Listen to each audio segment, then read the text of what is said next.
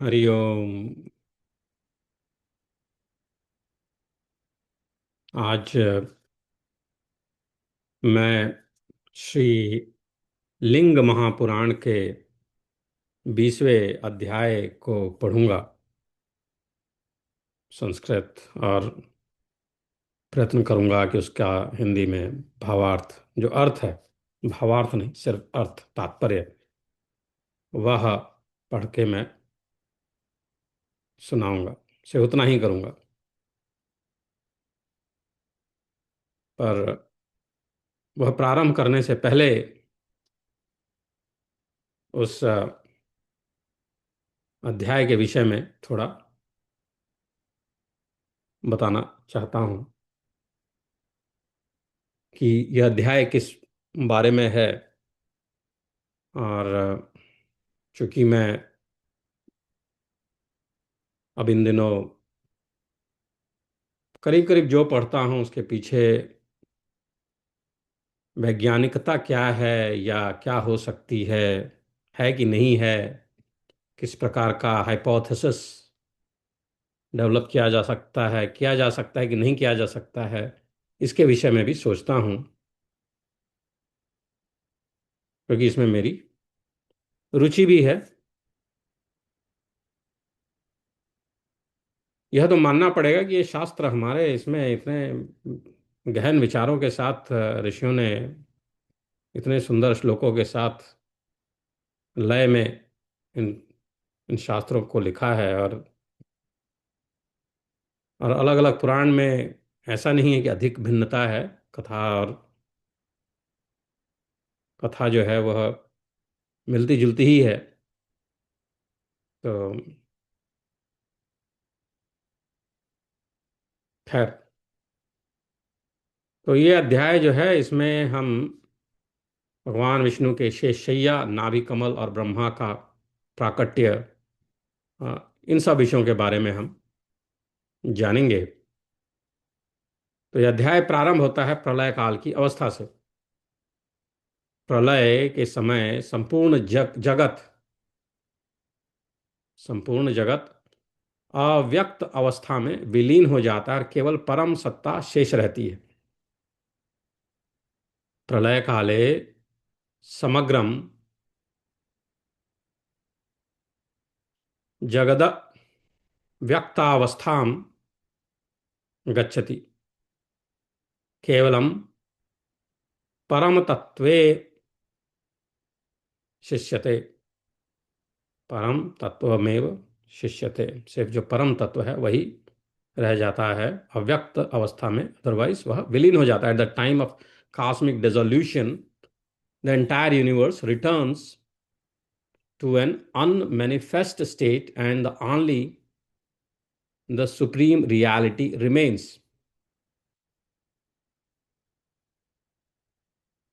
भगवान विष्णु अनंत शेष पर योग निद्रा में स्थित रहते हैं। Lord Vishnu rests upon the Ananta Sesh in the state of yogic repose. भगवान विष्णु अनंत शेषे योग निद्रायाम स्थितः भवति। शेष, शेष का अर्थ है वह जो सब कुछ समाप्त होने जाने के बाद भी बचा रहता है, शेष रहता है। शेषः सह यह सर्वनाशंतरमपि अवशिष्टः तिष्ठति, अवशिष्ट बच जाता है। शेष means that which remains even after everything else has come to an and.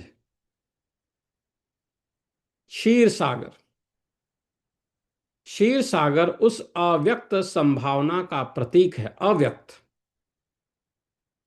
उसका प्रतीक है जहां अभी नाम और रूप प्रकट नहीं हुए हैं, न नाम है न रूप है। क्षीर सागर तस्य अव्यक्तस्य संभावना क्षेत्रस्य प्रतीकः अस्ति, यत्र नाम रूपे अद्यपि न प्रकटे, अभी तक प्रकट नहीं हुआ है। अद्यापि न प्रकटे। The ocean of milk, Ksheer Sagar, symbolizes the unmanifest field of potentiality where names and forms have not yet emerged. भगवान विष्णु की नाभि से एक दिव्य कमल प्रकट होता है। A divine lotus emerges from the navel of भगवान विष्णु। भगवतः विष्णु नाभे दिव्यम कमलम प्रादुर्भवति। उनके नाभि से एक दिव्य कमल का प्रादुर्भाव होता है। कमल, the lotus, symbolizes creation, purity, and the unfolding of the consciousness. कमल सृष्टि, पवित्रता और चेतना के विकास का प्रतीक है। कमलम सृष्टेह पवित्रतायाः चैतन्य विकासस्य च प्रतीकम अस्ति। Upon that lotus appears भगवान Brahma, who assumes the task of creation. उसी कमल पर ब्रह्मा जी प्रकट होते हैं और सृष्टि निर्माण का कार्य ग्रहण करते हैं। तस्मिन् कमले ब्रह्मा प्रादुर्भवति तथा सृष्टि निर्माण कार्यम गृह्णाति। ब्रह्मा अपने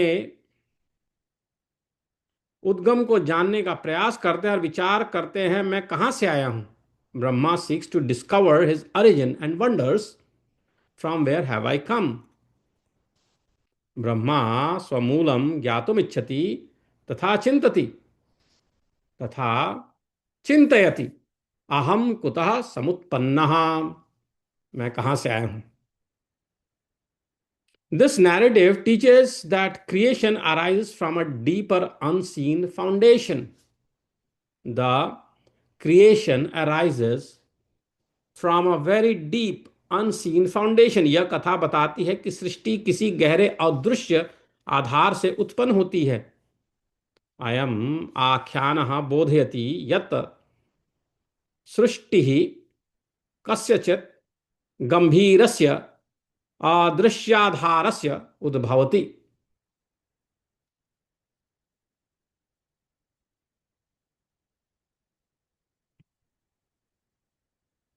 विष्णु यहां सर्वव्यापक चेतना और ब्रह्मांड के आधार का प्रतीक है। भगवान Vishnu symbolizes the all pervading consciousness. In fact, the word Vishnu means all pervading. So Bhagavan Vishnu here symbolizes the all pervading consciousness that underlies the universe. Atra Vishnu sarvavyapaka chaitanyasya विश्वा आधारस्य च प्रतीकः अस्ति।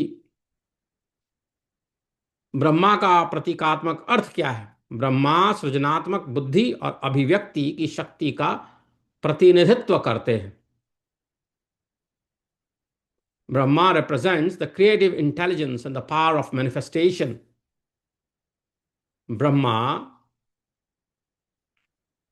सृजनात्मक बुद्धेः अभिव्यक्ति शक्तेश्च प्रतिनिधिः अस्ति। आधुनिक विज्ञान भी यह स्वीकार करता है कि दृश्य जगत के पीछे ऐसे नियम कार्य करते हैं जो प्रत्यक्ष दिखाई नहीं देते।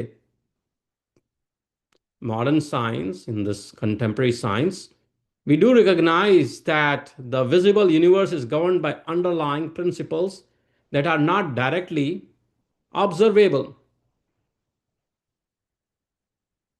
आधुनिक विज्ञानमपि स्वीकरोति यत् दृश्य जगतः पृष्ठतः अप्रत्यक्षः नियमाः कार्यं कुर्वन्ति। मानव मस्तिष्क में भी विचारों और रचनात्मकता का उद्भव किसी गहरे चेतन आधार से होता प्रतीत होता है। In the human brain as well, thoughts and creativity appear to arise from a deeper conscious background. मानव मस्तिष्केऽपि विचाराः सृजनशीलता च गंभीरात् चैतन्य आधारात् उद्भवन्ति इव दृश्यन्ते। लिंग पुराण का यह प्रसंग 20वां अध्याय जो मैं पढ़ने जाऊंगा अभी, हमें केवल सृष्टि की कथा नहीं सुनाता बल्कि आत्मचिंतन का निमंत्रण देता है। This chapter, this episode from the Linga Puran is not merely a story of creation, it is an invitation to self inquiry. लिंग पुराणस्य अयं प्रसंगः न केवलं सृष्टि कथां कथयति अपितु आत्मविचाराय निमंत्रणं ददाति। ब्रह्मा का प्रश्न, मैं कहाँ से आया हूं, वास्तव में प्रत्येक मानव का प्रश्न है। Brahma's question, from where have I come, is truly the question every human being is asking. Aham kutah samutpannaha iti ब्रह्मणा प्रश्नः वास्तवतः प्रत्येकस्य मानवस्य प्रश्नः अस्ति। यदि हम ब्रह्मा की भांति अपने मूल की खोज करें तो संभव है कि हम केवल जगत को नहीं स्वयं को भी समझने लगेंगे। If like Brahma, about whom we will read in this chapter, the story, we seek the source of our own existence, we may come to understand not only the universe but also ourselves. यदि वयं ब्रह्मेव स्वमूलस्य अन्वेषणः कुर्मः अन्वेषणं कुर्मः तर्हि वयं न केवलं जगत् अपितु स्वयमपि अवगन्तुं शक्नुयाम अवगन्तुं शक्नुयाम। तो इस अध्याय को अब हम पढ़ेंगे, अर्थ के साथ पढ़ने का प्रयत्न करूंगा, आप ध्यान से सुने। हरिओम, ओम नमः शिवाय। Before we start reading, let me mention a little bit about Padma Kalp. This is because the very first shlok of the 20th chapter starts by Rishyah Uchuhu कथम पादमे पुरा कल्पे ब्रह्मा पद्मोद्भवो भवत। पाद्म कल्प में ब्रह्मा कमल से किस प्रकार जायमान हुए, यह प्रश्न किया जाता है। तो कल्प क्या होता है, व्हाट इज कल्प एंड व्हाट इज पद्म कल्प? सो इन Hindu cosmology, listen carefully. In Hindu cosmology, Padma Kalp is a vast unit of time spanning 4.32 billion years, which represents one single day in the life of the creator god Brahma. In traditional texts, it specifically refers to the era or the time, the kalp, in which Brahma emerged from the lotus, Padma, that grew from the navel of Lord Vishnu. So, how long is this period? 4,320 million solar years. 4,320 followed by 6 zeros. Those many solar years. And cosmic cycle, so it alternates between the waking day of creation and an equivalent night of dissolution. And it is frequently associated with Padma Puran, a vast Hindu scripture. These days, when we do puja, we say, Om Vishnu Vishnu Vishnu Adya Brahmano Ditya Parardhe Shri श्वेत वराह कल्पे वस्तु वनमंत्रे अष्टविंशति में कलियुगे कली प्रथम चरणे क्रोंच द्वीपे वगैरह वगैरह. Then we say that after that. So we are in Shwet Varah Kalp, the Kalp that followed the Padma Kalp. This is my understanding. So in Hindu texts, there is a sequential rotation of different kalps, each governed by different events, avatars, and cosmological features. Brahma Kalp, the very first cosmic day, representing the initial creation and simultaneous birth of the Vedas. Padmakalp, the second major era, detailing the Brahma's awakening on the lotus. Svetavaraha Kalp, the current active Kalp beginning with Lord Vishnu taking the Varaha avatar. This is how it is described in our Shastras. So I thought I talk about this before jumping on to starting with the very first shlok in Ling Puran from the chapter 20.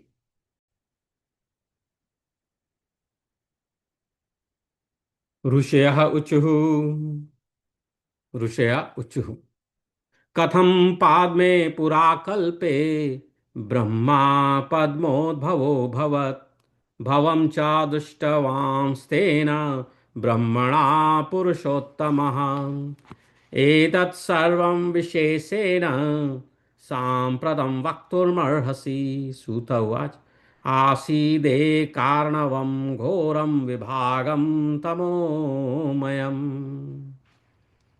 ऋषिगण पूछते हैं, बोलते हैं कि हे सूत जी, प्राचीन काल में पाद्मकल्प में ब्रह्मा जी कमल से किस प्रकार जायमान हुए और पुरुषोत्तम विष्णु ने उन ब्रह्मा के साथ शिव का दर्शन कैसे किया। कृपया अब इन सब वृत्तांतों का आप विस्तार पूर्वक वर्णन करें। तो सूत जी कहते हैं कि प्रलय के समय चारों ओर जल ही जल तथा घोर घनीभूत अंधकार व्याप्त था। उस प्रलय सागर के मध्य शंख चक्र गदा धारण किए नील मेघ के सदृश वर्ण वाले कमल के समान नेत्र वाले मुकुट धारण किए 8 भुजाओं वाले विशाल वक्षस्थल वाले लोकों की योनि कहे जाने वाले सभी जीवात्माएं जिनके मुख से निकलती हैं ऐसे योगात्मा तथा योगविद सर्वात्मा नारायण पुरुषोत्तम लक्ष्मीपति भगवान विष्णु किसी अनिर्वचनीय योग में स्थित होकर 1000 फणों से सुशोभित शेषनाग के अप्रतिम ओजस संपन्न अति उन्नत तथा छायायुक्त फण रूप शैया को भली भांति बिछाकर प्रलय सागर स्थित उस महान पर्यक शेषैया पर शयन कर रहे थे। मध्ये चैकार्णवे तस्मिन् शंख चक्र गदाधरः जीमूतम्भोऽम्बुजाक्षश्च किरीटी श्रीपतिर्हरिः नारायण मुखोद्गीर्ण सर्वात्मा पुरुषोत्तमः अष्टबाहुर्महावक्षा लोकानां यो निरुच्यते किमप्याचिन्त्यं योगात्मा योगमास्थाय योगवित् फणासहस्रकलितं तमप्रतिमवर्चसम् महाभोगपतेर्भोगम् साध्वस्तीर्य महोक्षयम् तस्मिन् महति पर्यङ्के शेते चैकार्णवे प्रभुः शेते चैकार्णवे प्रभु। इस प्रकार वहाँ शयन कर रहे गूढ़ रहस्यों वाले सर्वव्यापी आत्माराम विष्णु ने अपनी क्रीड़ा के निमित्त अत्यंत ऊंचे वज्रदंड से युक्त एक कमल जो 100 योजन विस्तीर्ण था तथा प्रखर सूर्य के समान था, अपनी नाभि से लीला पूर्वक उत्पन्न किया। भगवान ने कमल को लीला पूर्वक अपने नाभि से उत्पन्न किया।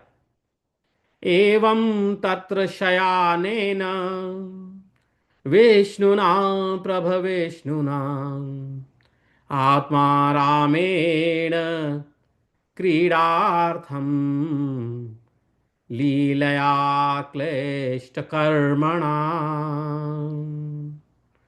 शतयोजन विस्तीर्ण तरुणादित्य सन्निभम् वज्रदंडम महोत्सेघम् नाभ्याम सृष्टम तु पुष्करम। कमल के साथ क्रीड़ारत उन देवश्रेष्ठ विष्णु के पास आकर हिरण्यगर्भ अंडज सोने के वर्ण वाले अतीन्द्रिय 4 मुख वाले तथा विशाल नेत्रों वाले ब्रह्मा ने शोभा संपन्न दिव्य सुंदर तथा सुगंधित कमल के साथ सुंदर नयनों वाले विष्णु को खेलते हुए देखा। तत्पश्चात उनके सन्निकट पहुंचकर ब्रह्मा जी ने विस्मयपूर्ण भाव से विनम्रता युक्त वाणी से उनसे पूछा कि आप कौन हैं और इस समुद्र के मध्य आश्रय लेकर क्यों सो रहे हैं। तस्यैवं क्रीडमानस्य समीपं देवमीढुसः हेमगर्भाण्डजो ब्रह्मा रुक्मवर्णो ह्यतीन्द्रियः चतुर्वक्त्रो विशालाक्षः समागम्य यदृच्छया श्रिया युक्तेन दिव्येन सुषुमे सुशुभेन सुगन्धेन क्रीडमानं च पद्मेन दृष्ट्वा ब्रह्मा शुभेक्षणम्। शुभेक्षणम् क्रीडमानं च पद्मेन दृष्ट्वा ब्रह्मा शुभेक्षणम्। उन ब्रह्मा का यह सुखद वचन सुनकर विष्णु जी पर्यक से उठकर बैठ गए और नेत्रों में प्रसन्नता भरकर उनके उत्तर में कहने लगे कि मैं प्रत्येक कल्प में इसी स्थान का आश्रय लेकर शयन करता हूँ। भगवान विष्णु कहते हैं कि मैं हर एक कल्प में इसी स्थान का आश्रय लेकर शयन करता हूँ।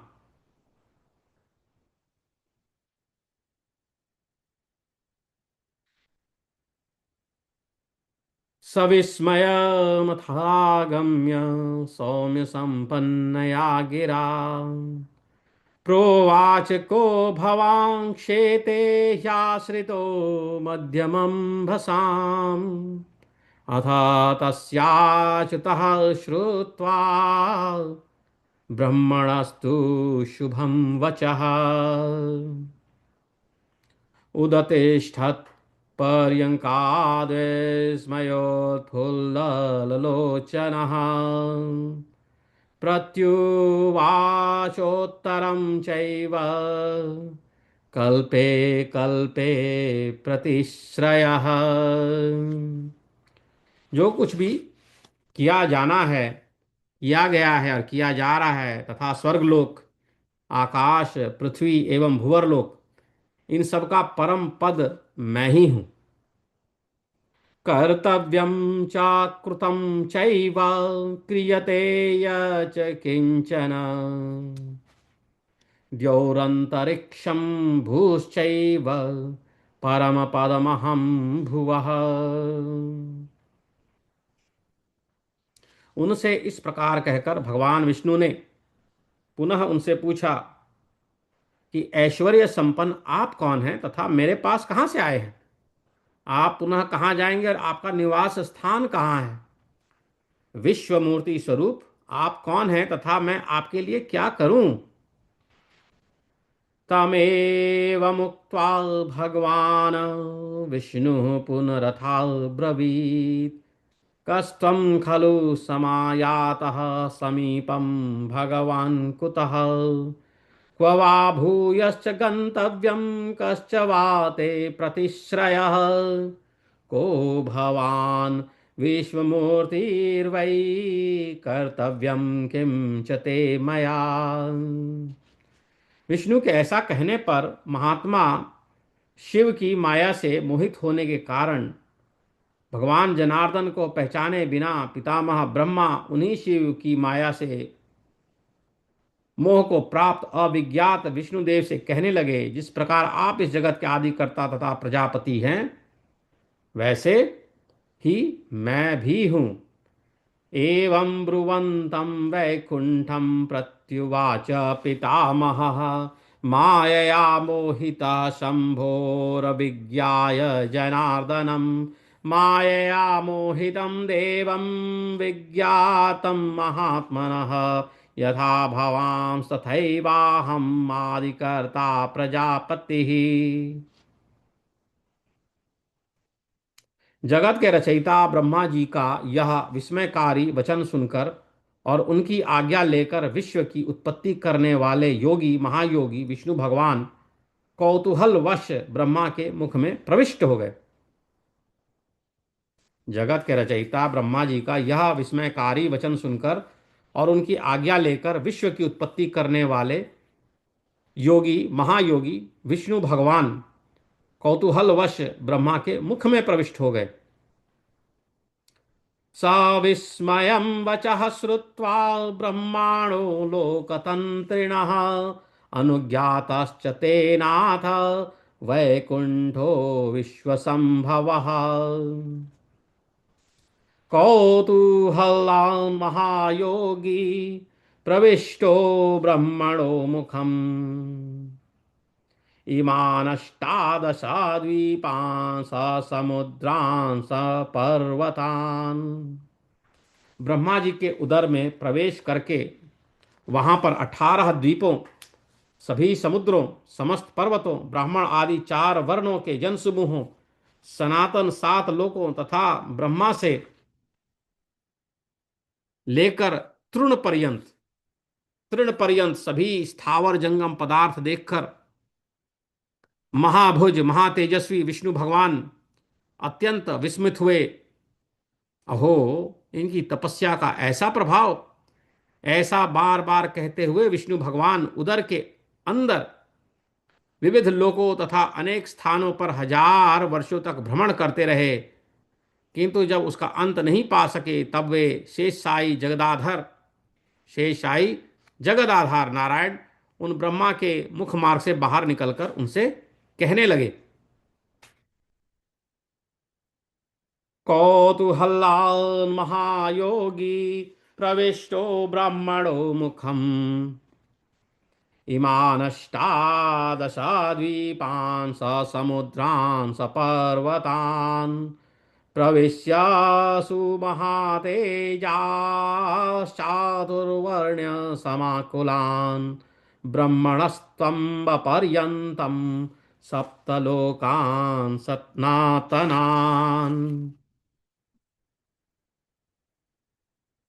ब्रह्मणस्त्व ब्रह्मणः तुदरे दृष्ट्वा सर्वान् विष्णुर्महाभुजः, अहोऽस्य तपसो वीर्यमित्युक्त्वा च पुनः पुनः अटेत्वा विविधान् लोकान् विष्णुर्नानाविधाश्रयान्, ततो वर्षसहस्रान्ते नान्तं हि दुदृशे यदा, तदास्य वक्त्रानिष्क्रम्य पन्नगेन्द्रनिकेतनः, नारायणो जगद्धाता पितामहं मथा ब्रवीत्।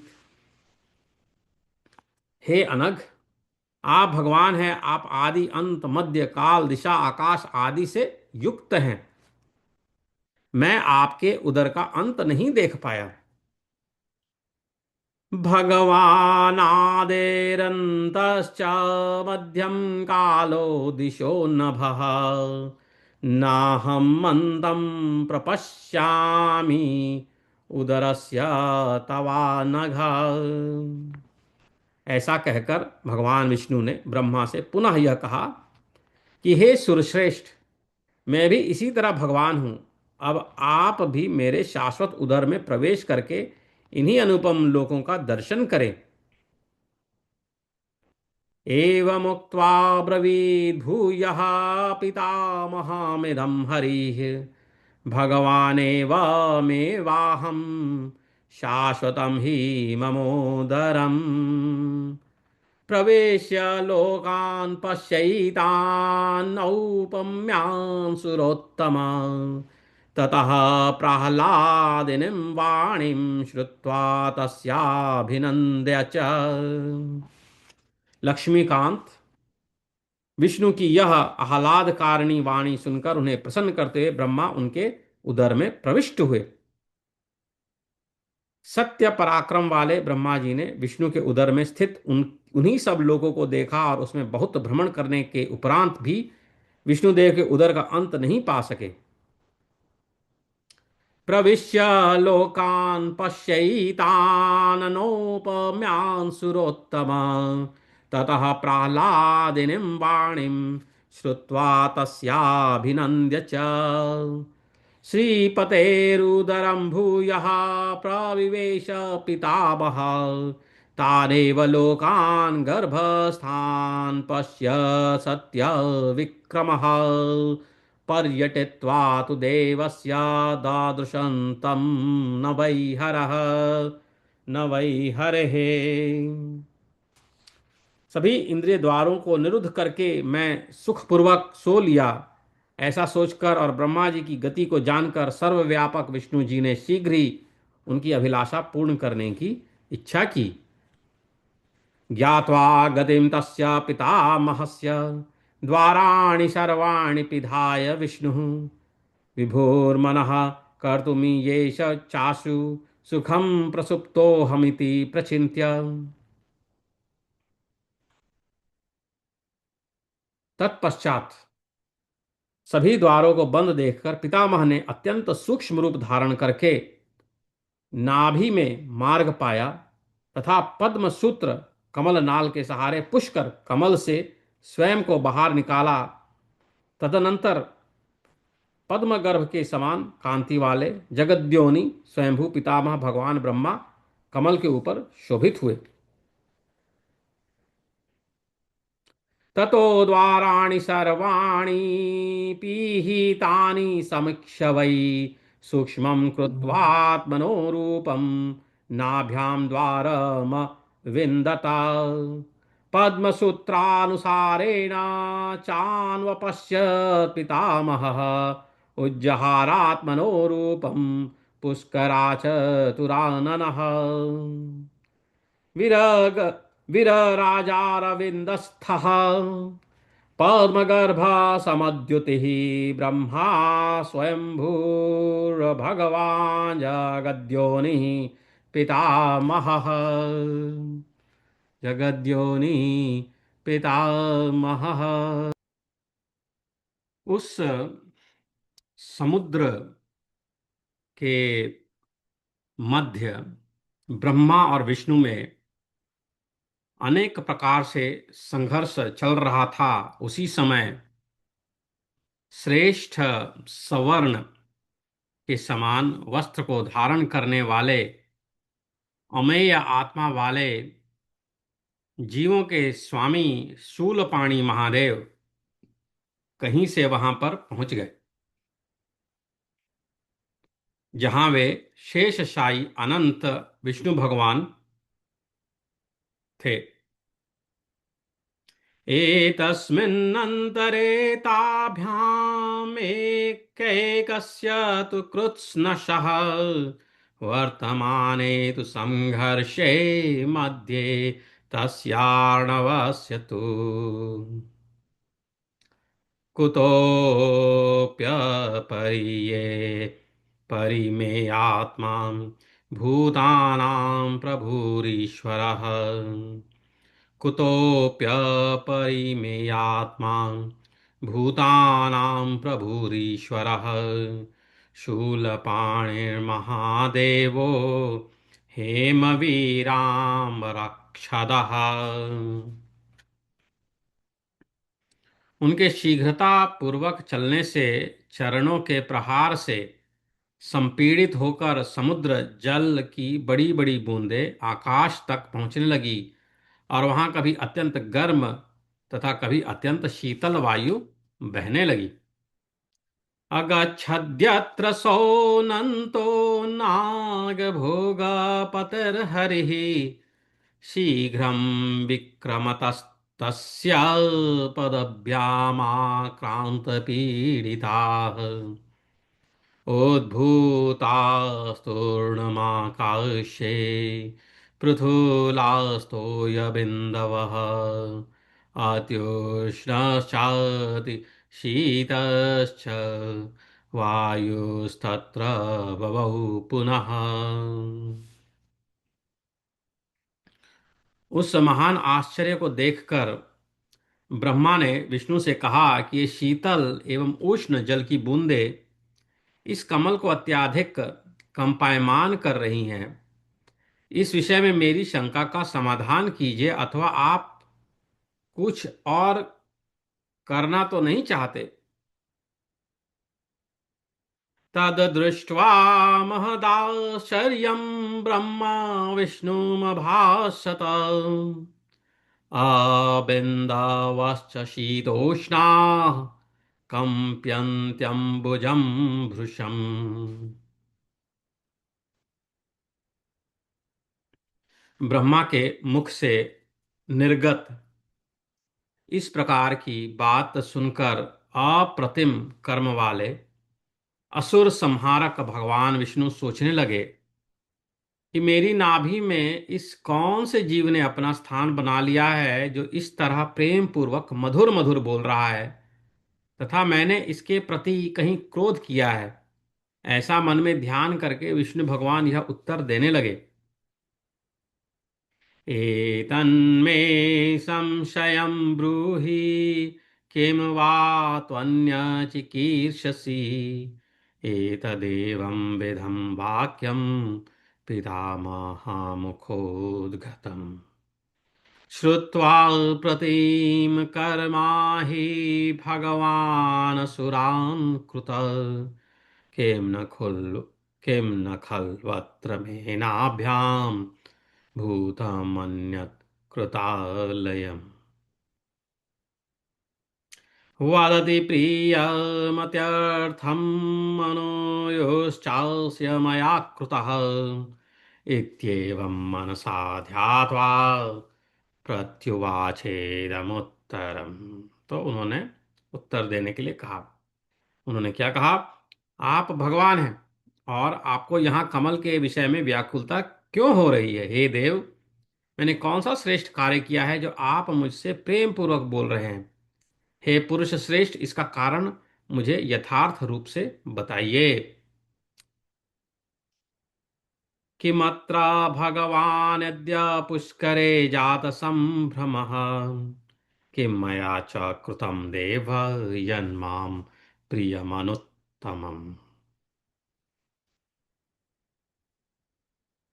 लोक यात्रा का अनुवर्तन करने वाले तथा कमल की आभा के समान नेत्र वाले देवेश्वर विष्णु के इस प्रकार बोलने पर वेद निधि प्रभु ब्रह्मा ने उनसे कहा। भास से पुरुष श्रेष्ठ किमर्थं ब्रूहि तत्त्वतः एवं ब्रुवाणं देवेशं लोक यात्रानुगम ततः। यह मैं आपकी ही इच्छा से पूर्व काल में आपके उदर में प्रविष्ट हुआ था। हे प्रभु, जिस प्रकार प्रथम मेरे उदर में प्रवेश करके आपने सभी लोगों को देखा था, उसी प्रकार मैंने भी आपके उदर में उन संपूर्ण लोगों का दर्शन किया है। प्रत्युवाचाम्बुजाभाक्षं ब्रह्मा वेद निधिः प्रभु, योऽसौ तवोदरं पूर्वं प्रविष्टोऽहं त्वदीक्षया। यथा ममोदरे लोकाः सर्वे दृष्टास्त्वया प्रभु, तथैव दृष्टाः कात्सर्ण्येन मया लोकाः तवोद। हे अनघ, वहां मैं 1000 वर्षों तक चक्कर लगाता रहा। इसके बाद ईर्ष्या भाव से युक्त होकर आपने मुझे वश में करने की इच्छा से चारों ओर से सभी इंद्रिय द्वार शीघ्रता पूर्वक बंद कर लिए। ततो वर्ष सहस्राक्तु उपावृत्तस्य मे नघ, त्वया मत्सर भावेन मां वशीकर्तुमिच्छता।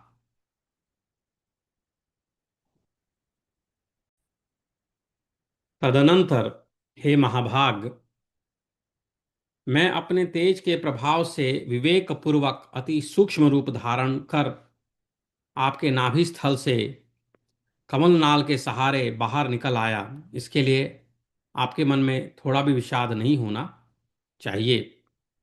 आशु द्वाराणि सर्वाणि पिहितानि समन्ततः, ततो मया महाभाग संचिन्त्य स्वेन स्वेन तेजसा लब्धो नाभिप्रदेशेन पद्मसूत्रादिनिर्गमः, मा भुक्ते मनसोऽल्पोऽपि व्याघातोऽयं कथंचन। हे विष्णु, जो यह मेरा बाहर निकलना हुआ है वह कुछ विशेष कार्य के लिए है। अब आप मुझे यह बताइए कि मैं क्या करूं। इत्येषानुगतिर्विष्णो कार्याणामुपसर्पिण, यन्मयानन्तरं कार्यं ब्रूहि किं करवाण्यहम्। तो मैं क्या कार्य करूं?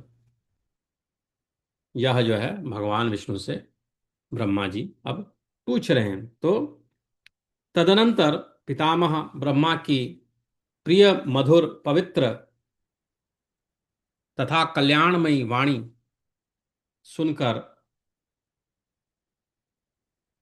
हिरण्यकशिपु के शत्रु अप्रमेयात्मा भगवान विष्णु ने ईर्ष्या रहित होकर उनसे यह वचन कहा कि आपके नाभि कमलोद्भव रूप इस कार्य के लिए मैंने कोई प्रयास नहीं किया है। ततः परमेयात्मा हिरण्यकशिपो रिपुः अनवद्यां प्रियामिष्टां शिवां वाणीं पितामहात्, श्रुत्वा विगतमात्सर्यं वाक्यमस्मै ददौ हरिः, न ह्वेमधि न ह्वेम न ह्येवमीदृशं कार्यं मयाध्यावसितं तव। आपको बोध कराने की इच्छा से मैंने तो क्रीड़ा पूर्वक दैव योग से यों ही अपने सभी दरवाजे शीघ्र बंद कर लिए थे। इसे आप कुछ भी अन्यथा न समझें। हे कल्याणकारक, आप मेरे मान्य तथा पूज्य हैं। अतएव मैं आपका जो भी अपकार किया है वह सब आप क्षमा करें। त्वां बोधयुत कामेन क्रीडापूर्वं यदुच्छ्रया आशु द्वाराणि सर्वाणि घटितानि मयात्मना, न तेऽन्यथावगत गन्तव्यं मान्यपूज्यश्च मे भवान्, सर्वं मर्शय कल्याण यन्मयापकृतं तव। हे प्रभु, मेरे द्वारा वहन किए जाते हुए आप अब कमल से उतर आइए, क्योंकि आपके अत्यंत गुरुतर तथा तेज संपन्न होने के कारण मैं आपका भार सहन करने में समर्थ नहीं हूं। अस्मान्मयो ह्यमानस्त्वं पद्मादवतर प्रभो नाहं भवन्तं शक्नोमि सोढुं तेजोमयं गुरुम्। तब ब्रह्मा ने कहा कि आप मुझसे वरदान मांगिए। इस पर विष्णु ने कहने लगे कि हे प्रभु, आप कमल से नीचे उतर आइए और यही वर दीजिए कि आप मेरे पुत्र बनेंगे। हे शत्रुदलन, इससे आपको भी अपार हर्ष प्राप्त होगा। स होवाच वरं ब्रूहि पद्मादवतर प्रभो पुत्रो भव ममारिघ्न मुदं प्राप्य शोभना। हे प्रभु, आप सद्भावना पूर्ण वचन बोलिए और कमल से नीचे उतर आइए। आप महायोगी तथा प्रणव रूप हैं।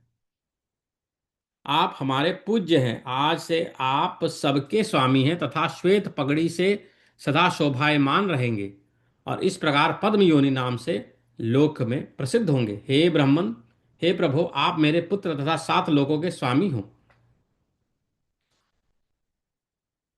सद्भाव वचनम ब्रूहि पद्मादवतर प्रभो सत्वं च नो महायोगी त्वमीड्यः प्रणवात्मकः। अद्य प्रभुरति सर्वेशः श्वेतोष्ण विभूषितः पद्मयोनिरिति ह्येवं ख्यातो नाम्ना भविष्यसि।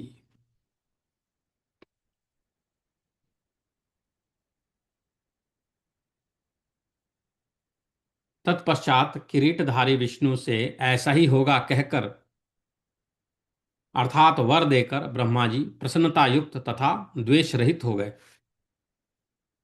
इसके बाद पितामह ने उदीयमान सूर्य की आभा के समान विशाल मुख वाले तथा अत्यंत अद्भुत रूप वाले शिव को अति समीप आते हुए देखकर भगवान विष्णु से कहा,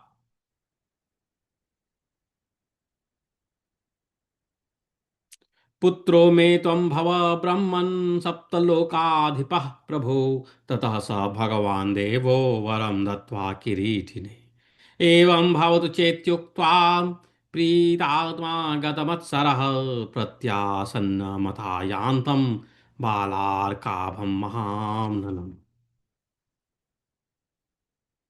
हे विष्णु,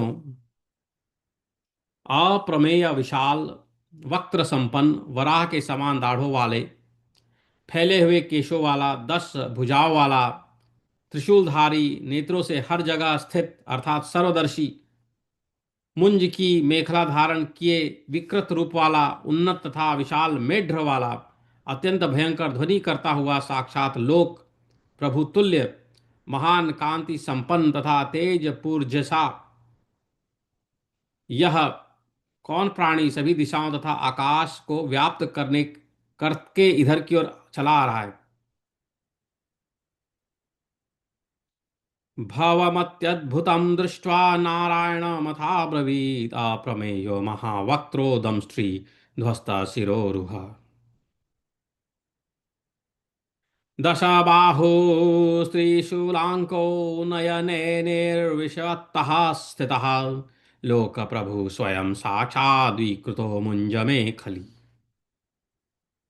मेढ्रेणोर्ध्वेन महता नर्दमानोति भैरवम् कः खल्वेश पुमान विष्णु तेजो राशिर्महाद्युतिः। मेढ्रेणेर्ध्वेन महता नर्दमानोति भैरवम् कः खल्वेश पुमान विष्णु तेजो राशिर्महाद्युतिः।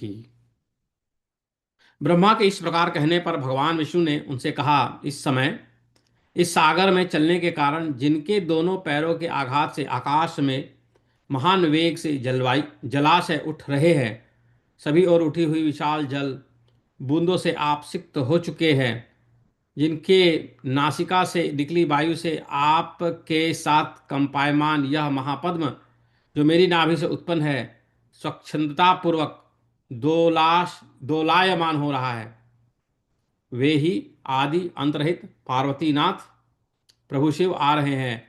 अब हम दोनों मिलकर स्तोत्र के द्वारा इन वृषभ ध्वज महादेव की प्रार्थना करें। व्याप्य सर्वादिशोऽद्यां च इत एव विवर्तते तेनैव मुक्तो भगवान् विष्णुः ब्रह्माणमब्रवीत् पदभ्यां तालनिपातेन यस्य विक्रमतोर्णवे वेगेन महताकाशेऽप्युत्थिताश्च जलाशयाः स्थूलाभिर्विश्वतोत्पार्थं सिच्यसे पद्मसम्भव प्राणजेन च वातेन कम्प्यमानं त्वया सह दोधूयते महापद्मं स्वच्छन्दं मम नाभिजं समागतो भवानीशो यानादिश्चान्तकृत्प्रभुः तत्पश्चात कमल की आभा के समान नेत्रों वाले भगवान विष्णु से ब्रह्मा जी ने कुपित होकर कहा कि लोकों के स्वामी तथा सर्वव्यापी स्वयं अपने को एवं जगत के कर्ता मुझ सनातन ब्रह्मा को आप नहीं जानते। हम दोनों से बढ़कर यह शंकर नाम वाला कौन है। भवान हम च स्तोत्रेण उपतिष्ठावगोध्वजम ततः क्रुद्धोऽम्बुजाभाक्षं ब्रह्मा प्रोवाच केशवम्। भवानानूनमात्मानं वेत्ति लोकप्रभुं विभुं ब्रह्माणं लोककर्तारं मां न वेत्सि सनातनम्।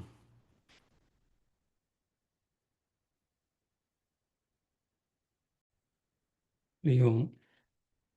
ओम नमः शिवाय। अद्य इदानीम् अहं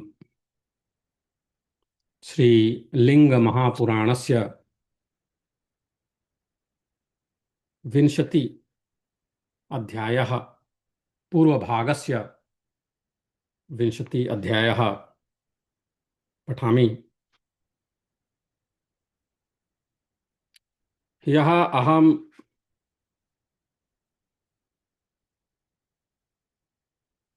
किञ्चित्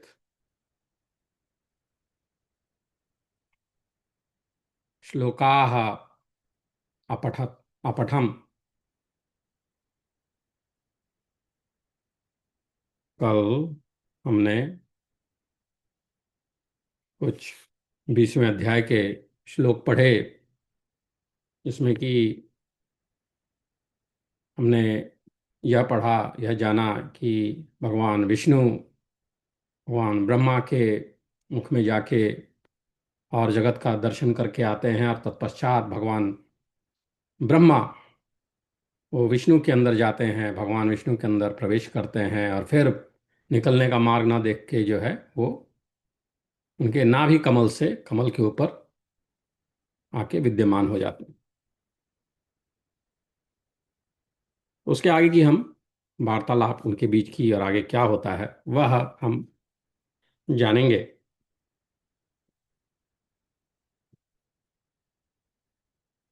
मैं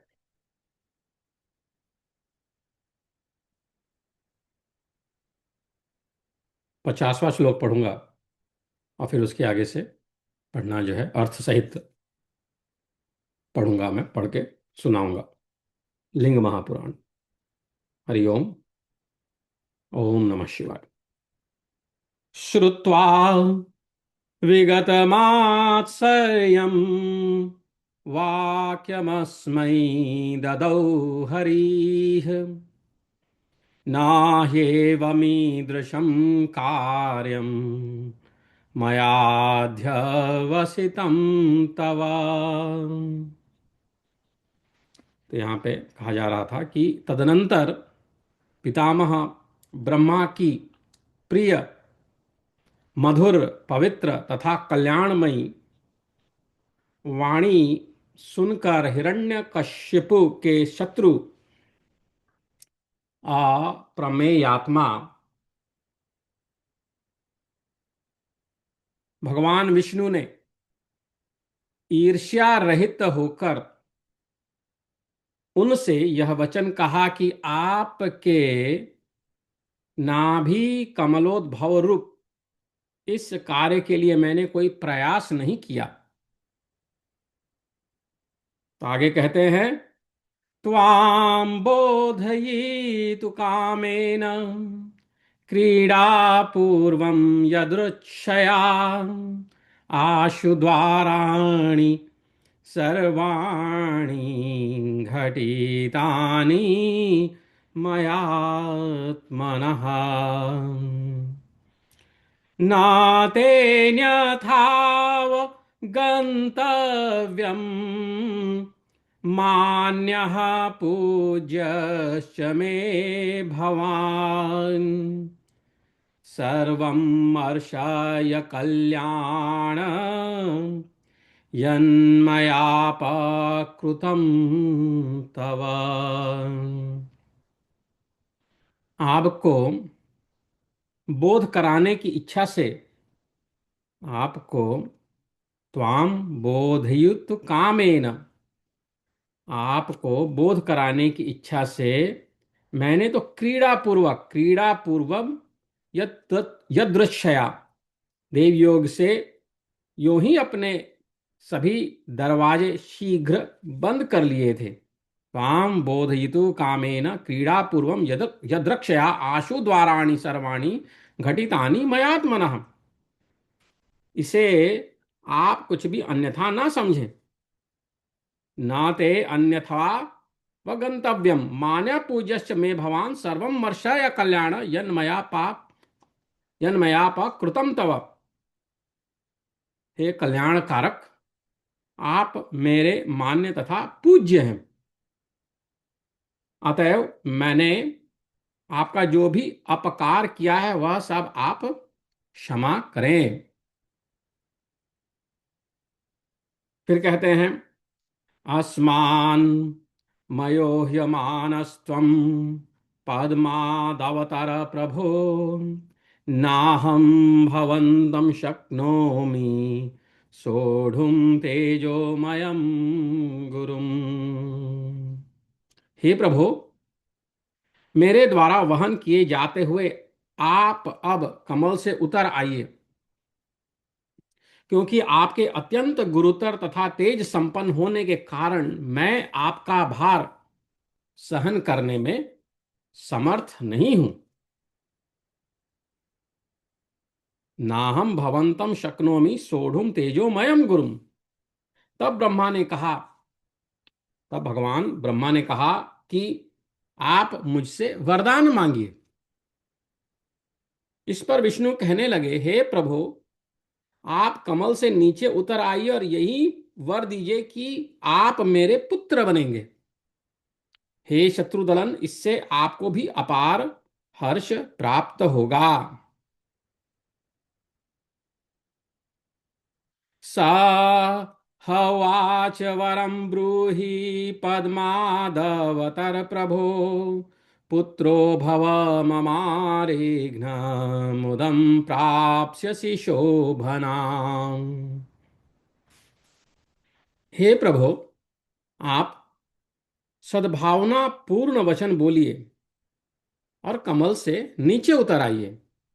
आप महायोगी तथा प्रणव रूप हैं, ओम है, प्रणव रूप हैं। आप हमारे पूज्य हैं। आज से आप सबके स्वामी हैं तथा श्वेत पगड़ी से सदा शोभायमान रहेंगे, श्वेत पगड़ी से सदा शोभायमान रहेंगे और इस प्रकार पद्म योनि नाम से लोक में प्रसिद्ध होंगे, पद्म योनि नाम से। हे ब्रह्मन, हे प्रभु, आप मेरे पुत्र तथा 7 लोकों के स्वामी हो। सद्भाव वचनम ब्रूहि पद्मादवतर प्रभो सा त्वं च नो महायोगी त्वमीड्यः प्रणवात्मका अद्य प्रभृति सर्वेशः श्वेतोष्णीशा विभूषितः पद्मयोनिरिति ह्येवम् ख्यातो नाम्ना भविष्यसि। तत्पश्चात किरीटधारी विष्णु से ऐसा ही होगा कहकर, अर्थात वर देकर, ब्रह्मा जी प्रसन्नता पूर्वक, प्रसन्नता युक्त तथा द्वेष रहित हो गए।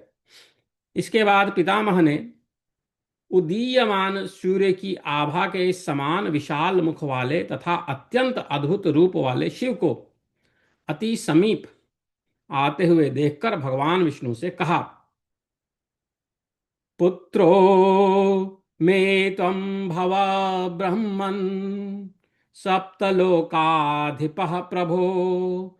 ततः स भगवान् देवो वरं दत्त्वा किरीटिने। एवं भवतु चेत्युक्त्वा प्रीतात्मा गतमत्सरः प्रत्यासन्नमथायान्तम् बालार्काभं महाननम्। हे विष्णु, अप्रमेय विशाल वक्त्र संपन्न,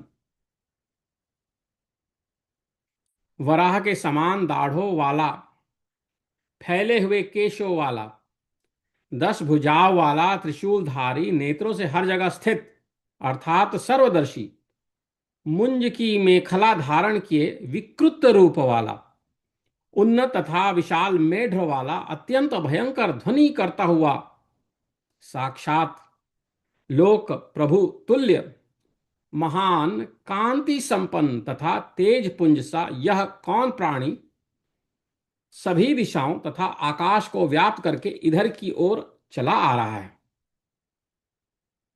अप्रमेय विशाल वक्त्र संपन्न, वराह के समान दाढ़ों वाला, फैले हुए केशों वाला, 10 भुजाओं वाला, त्रिशूलधारी, नेत्रों से हर जगह स्थित अर्थात सर्वदर्शी, मुंज की मेखला धारण किए विकृत रूप वाला, उन्नत तथा विशाल मेढ्र वाला, अत्यंत भयंकर ध्वनि करता हुआ, साक्षात लोक प्रभु तुल्य, महान कांति संपन्न तथा तेज पुंज सा यह कौन प्राणी सभी दिशाओं तथा आकाश को व्याप्त करके इधर ही चला आ रहा है। भवमत्यद्भुतं दृष्ट्वा नारायणं मथाब्रवीत्, अप्रमेयो महावक्त्रो दंष्ट्रीध्वस्तशिरोरुहः।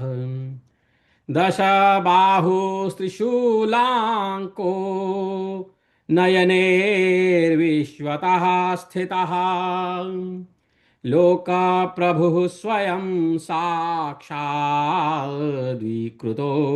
मुञ्जमेखली। मेढ्रेणोर्ध्वेन महता नर्दमानोति भैरवम्, कः खल्वेष पुमान विष्णु तेजोराशिर्महाद्युतिः। व्याप्य सर्वादिशो द्यां च इत एवाभिवर्तते।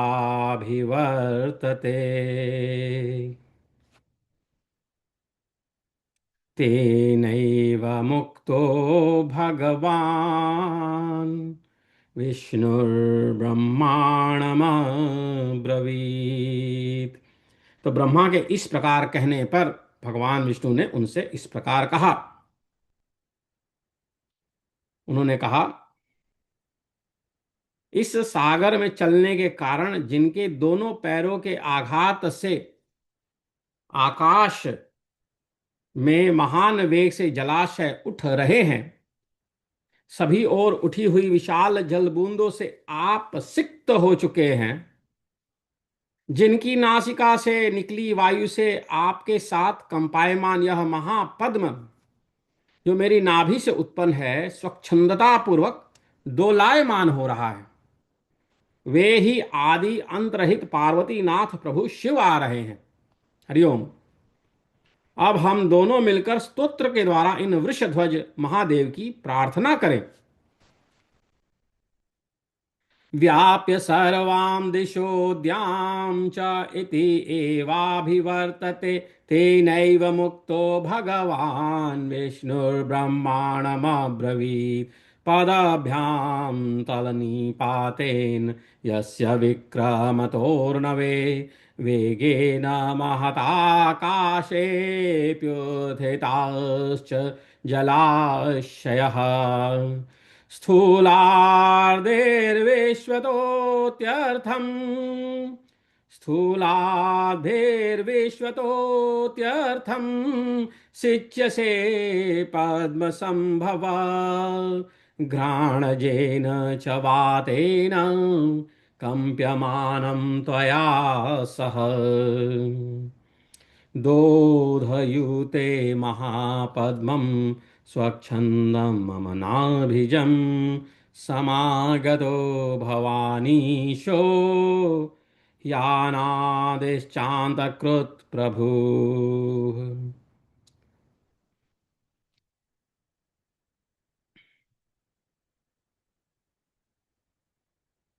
तत्पश्चात कमल की आभा के समान नेत्रों वाले भगवान विष्णु से ब्रह्मा जी ने कुपित होकर कहा, कुपित कुपित होकर कहा कि लोकों के स्वामी तथा सर्वव्यापी स्वयं अपने को एवं जगत के कर्ता मुझ सनातन ब्रह्मा को आप नहीं जानते। हम दोनों से बढ़कर यह शंकर नाम वाला कौन है? हम दोनों से बढ़कर यह शंकर नाम वाला कौन है? भवानहं च स्तोत्रेण उपतिष्ठावगोध्वजम् ततः क्रुद्धोऽम्बुजाभाक्षम् ब्रह्मा प्रोवाच केशवम् भवाननूनमात्मानं वेत्तिं लोकप्रभुं विभुं ब्रह्माणं लोककर्तारं मां न वेत्सि सनातनम् को ह्यासौ शङ्करो नाम आवयोर्व्यतिरेच्यते तस्य तत्क्रोधजं वाक्यं श्रुत्वा हरिरभाषत। उन ब्रह्मा का यह क्रोध युक्त वचन सुनकर, तत्क्रोधजम वाक्यम सुनकर, श्रुत्वा हरिभाषत भगवान विष्णु कहे, हरिभाषत भगवान विष्णु कहे। उन ब्रह्मा का वह क्रोध युक्त वचन सुनकर भगवान विष्णु बोले, हे कल्याण कारक, महात्मा शिव के लिए ऐसा निंदित वचन मत बोलिए। ये महादेव साक्षात धर्म स्वरूप हैं, अत्यंत प्रचंड है, महायोग प्रदीप्त करने वाले तथा वर प्रदान करने वाले हैं। भगवान विष्णु भगवान ब्रह्मा से कहते हैं कि आप ऐसा निंदित वचन ना कहें, वे तो महादेव साक्षात धर्म स्वरूप हैं, अत्यंत प्रचंड हैं, महायोग प्रदीप्त करने वाले तथा वर प्रदान करने वाले हैं। मां मैवं वद कल्याण परिवादं महात्मनः महायोगेन्धनो धर्मो दुराधर्षो वरप्रदः हेतुरस्याथ जगतः पुराण पुरुषो व्ययः बीजी खल्वेश बीजानां ज्योतिरेकः प्रकाश्यते।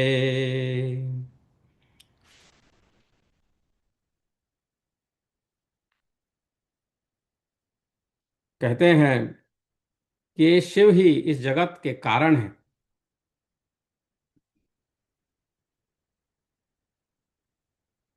निर्विकार हैं,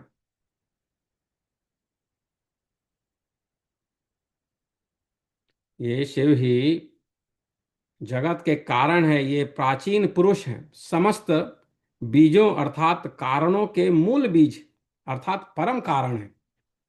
भगवान विष्णु भगवान ब्रह्मा से कह रहे हैं कि भगवान शिव समस्त बीजों अर्थात कारणों के मूल बीज हैं, अर्थात परम कारण है, निर्विकार हैं, एवं एकमात्र ज्योति के रूप में जगत को प्रकाशित कर रहे हैं।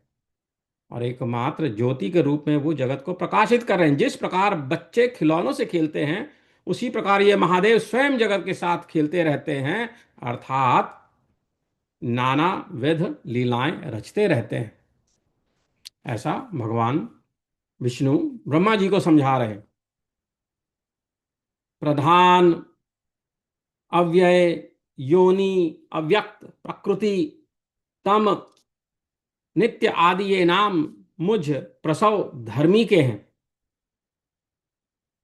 प्रधान, अव्यय, योनि, अव्यक्त, प्रकृति, तम, नित्य आदि ये नाम मुझ प्रसव धर्मी के हैं। और जिनके विषय में आपने पूछा है कि ये कौन है, वे शिव जन्म मरण आदि दुखों का भली भांति अनुभव करके वैराग्य को प्राप्त यतियों द्वारा दृष्टिगत किए जाते हैं।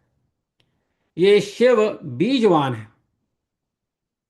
आप ब्रह्मा बीज हैं तथा सनातन रूप मैं योनि हूं, विष्णु मैं योनि हूं। भगवान विष्णु स्वयं को योनि बता रहे हैं, भगवान विष्णु को बीज और भगवान शंकर को, शिव को बीजवान। विष्णु के इस प्रकार कहने पर विश्वात्मा ब्रह्मा ने उनसे पूछा, आप योनि मैं बीज तो महेश्वर शिव बीजी किस प्रकार हैं, बीजवान किस प्रकार हैं? आप मेरे इस सूक्ष्म तथा अव्यक्त संदेह का निवारण करने की कृपा करें।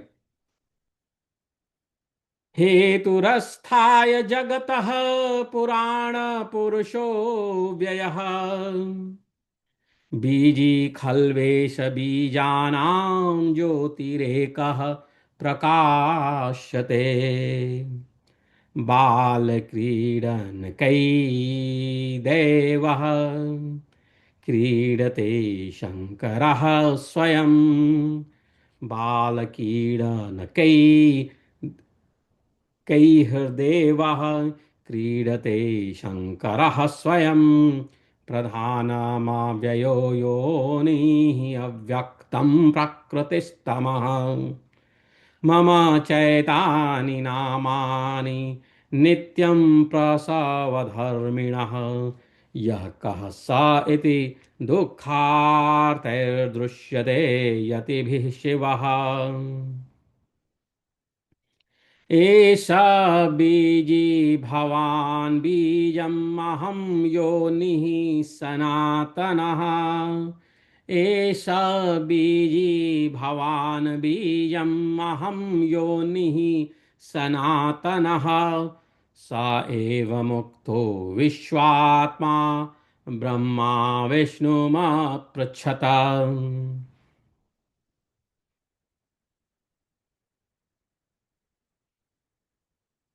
तो अनेक प्रकार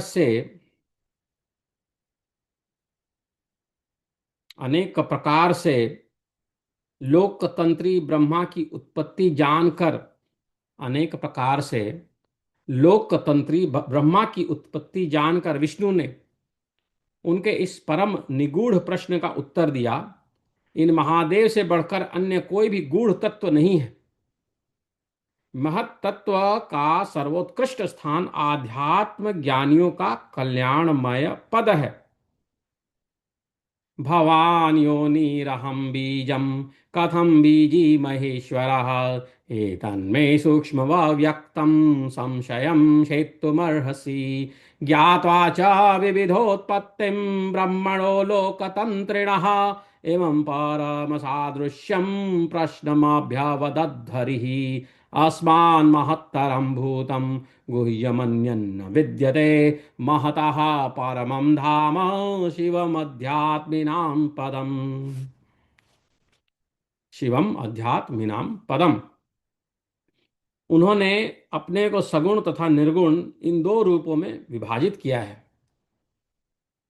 भगवान शंकर ने स्वयं को सगुण और निर्गुण इन दो रूपों में विभाजित किया है। उनमें जो निर्गुण है वे अव्यक्त रूप में तथा जो सगुण है वे महेश्वर रूप में प्रतिष्ठित हैं। द्विविधं चैवमात्मानं प्रविभज्य व्यवस्थितः निष्कलस्तत्र यो व्यक्तः सकालश्च महेश्वरः। प्राचीन काल में सृष्टि के आदि में माया की विधि को भी जानने वाले अगम्य तथा दुर्बोध उन्हीं महादेव के लिंग से प्रादुर्भूत बीज सर्वप्रथम मेरी योनि में गिरा। अब बता रहे हैं भगवान विष्णु की प्राचीन काल में सृष्टि के आदि में, सृष्टि की शुरुआत में, प्रारंभ में, आदि में माया की विधि को भी जानने वाले अगम्य तथा दुर्बोध उन्हीं महादेव के लिंग से प्रादुर्भूत बीज, उन्हीं भगवान शिव के लिंग से प्रादुर्भूत बीज सर्वप्रथम मेरी योनि में गिरा। पुनः कालांतर में उस सागर रूप योनि में वह बीज स्वर्ण के अंड में परिवर्तित हो गया।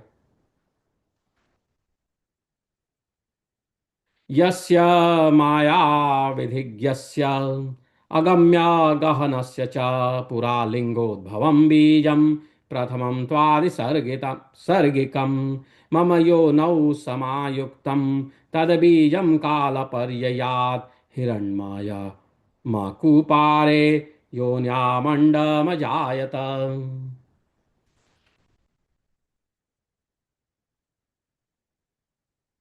1000 वर्षों तक वह अंड जल में ही स्थित रहा। इस अवधि के अंत में वायु के द्वारा यह दो भागों में विभक्त हो गया। एक खंड से आकाश और दूसरे खंड से पृथ्वी का प्रादुर्भाव हुआ। यह अति उन्नत जो स्वर्ण पर्वत मेरु है वह उस अंड के गर्भावरण से निर्मित हुआ। मेरु पर्वत उस अंड के गर्भ आवरण से निर्मित हुआ। तो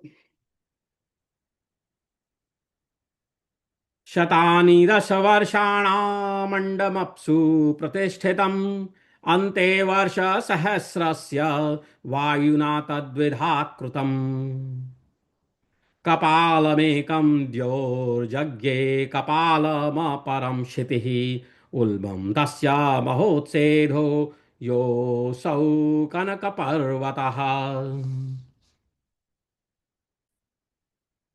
शतानि दश वर्षाणामण्डमप्सु प्रतिष्ठितम् अन्ते वर्षसहस्रस्य वायुना तद्विधा कृतम् कपालमेकं द्योर्जज्ञे कपालमपरं क्षितिः उल्बं तस्य महोत्सेधो योऽसौ कनकपर्वतः। ततश्च प्रतिसन्ध्यात्मा देवदेवो वरः प्रभुः हिरण्यगर्भो भगवान् स्वभिजज्ञे चतुर्मुखः। 1000 वर्षों तक वह अंड जल में ही स्थित रहा। इस अवधि के अंत में वायु के द्वारा यह दो भागों में विभक्त हो गया। एक खंड आकाश तथा दूसरे खंड से पृथ्वी का प्रादुर्भाव हुआ। यह अति उन्नत जो स्वर्ण पर्वत मेरु है वह उस अंड के गर्भावरण से निर्मित हुआ है। तत्पश्चात प्रति संध्यात्मा देवाधिदेव हिरण्यगर्भ चतुर्मुख महाप्रभु भगवान ब्रह्मा आविर्भूत हुए।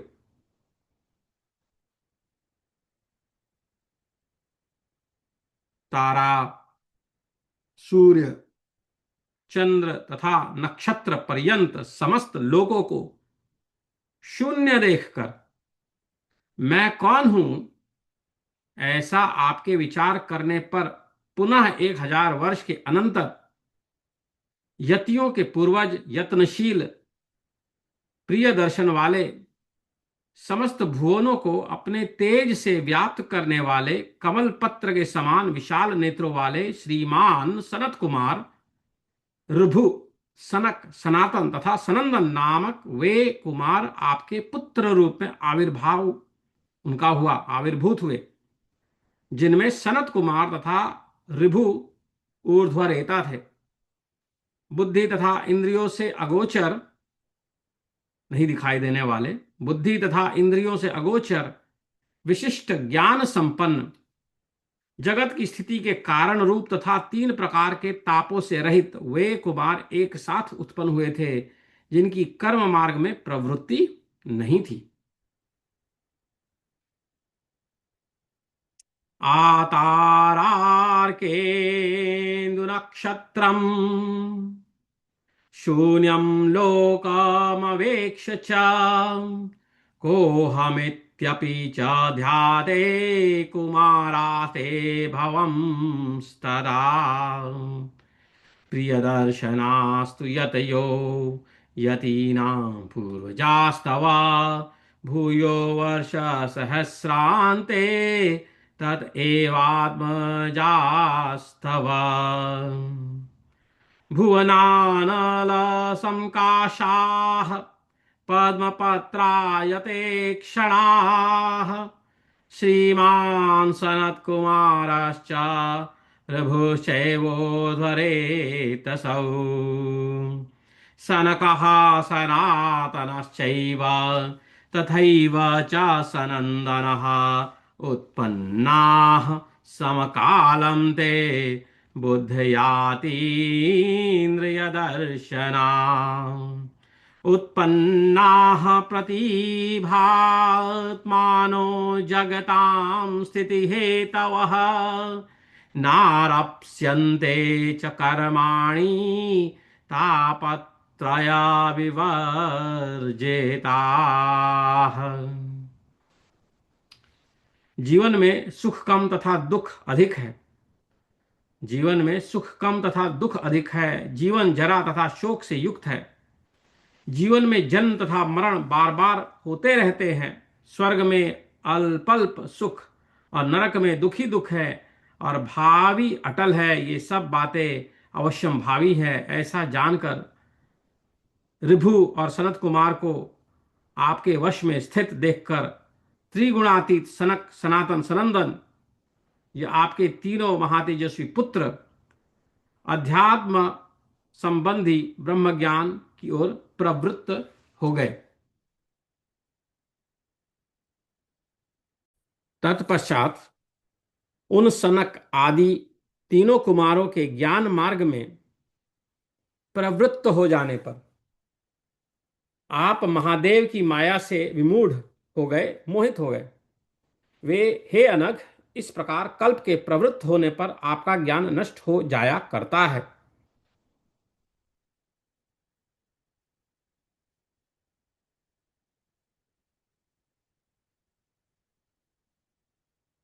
प्रियदर्शनास्तु यतयो यतीनां पूर्वजास्तव भूयो वर्ष सहस्रान्ते ततएवात्मजास्तव। भुवनानल संकाशाः पद्मपत्रायते क्षणाः श्रीमान् सनत्कुमारश्च रघुश्चैवोर्ध्वरेतसौ। सनकः सनातनश्चैव तथैव च सनन्दनः उत्पन्नाः समकालं ते बुद्ध्यातीन्द्रियदर्शनाः। उत्पन्नाः प्रतिभात्मानो जगतां स्थितिहेतवः नारप्स्यन्ते च कर्माणि तापत्रया विवर्जिताः। अल्पसौख्यं बहुक्लेशं जराशोकसमन्वितं जीवनं मरणं चैव सम्भवश्च पुनः पुनः। अल्पभूतं सुखं स्वर्गे दुःखानि नरके तथा विदित्वा चागमं सर्वम् अवश्यं भवितव्यताम्। रघुं सनत्कुमारं च दृष्ट्वा तौ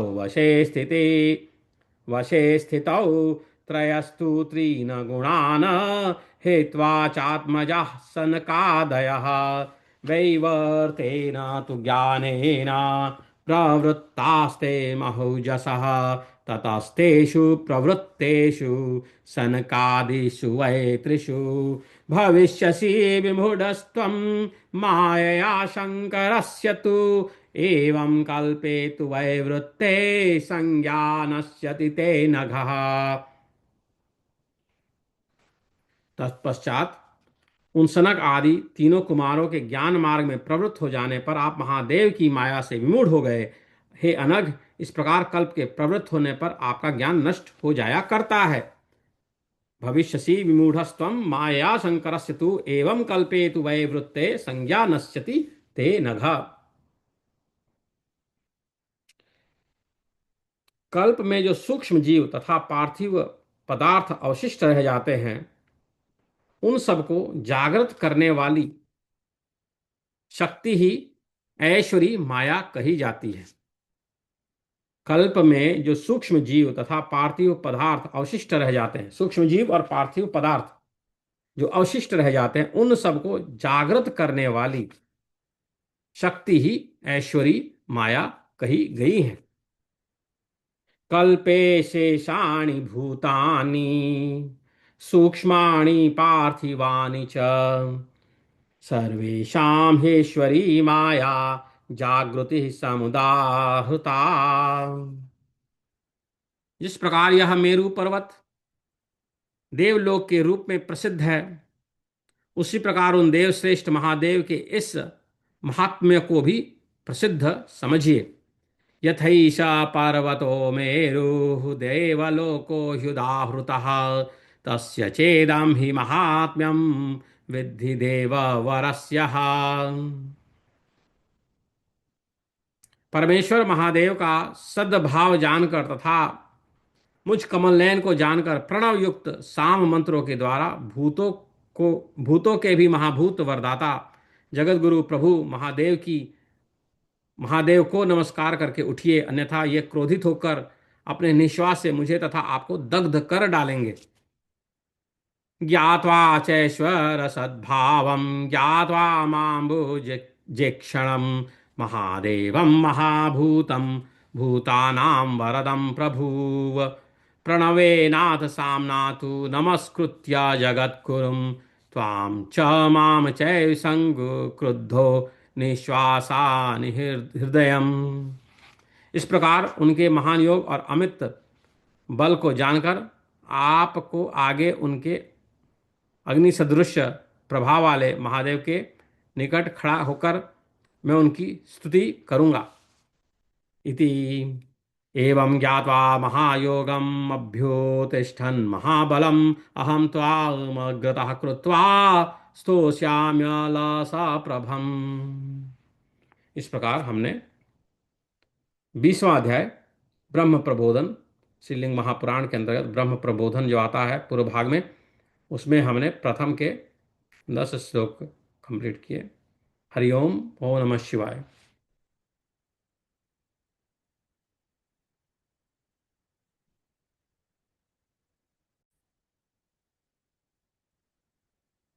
तो आगे 21वें अध्याय में क्या होता है? 21वें अध्याय में